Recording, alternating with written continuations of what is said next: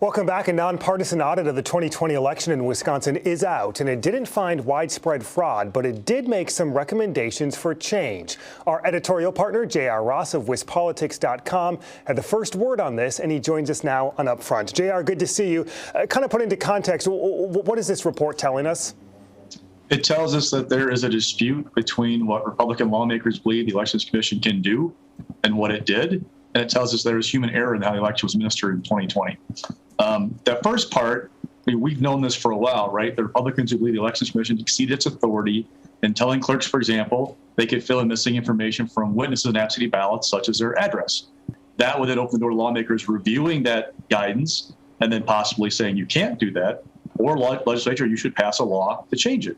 You know, that's one example of the rub we've seen for a while between the Elections Commission and GOP lawmakers. There's been all this talk of fraud. There's going to be continued talk of fraud. What did this report find about fraud in Wisconsin's elections?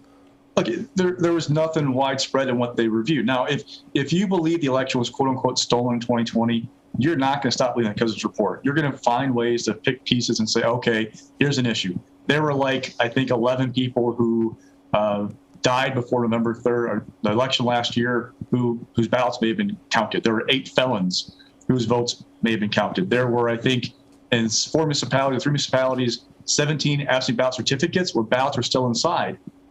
That's partially human error. But in terms of widespread fraud, this report is not saying, here's the roadmap over an election, or here's how something was done really, really amiss, that there should be criminal charges or anything. That we're not in that neck of the woods at all with this report.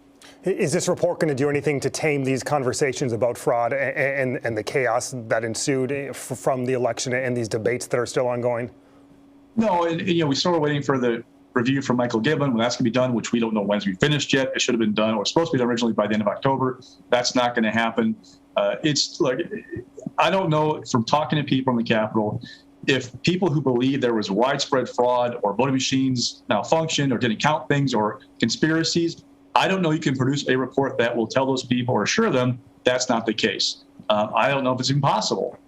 But the question is for Republicans, can they get to a spot where their voters feel confident in the election process to turn out next fall? Because that's the big thing about this whole thing.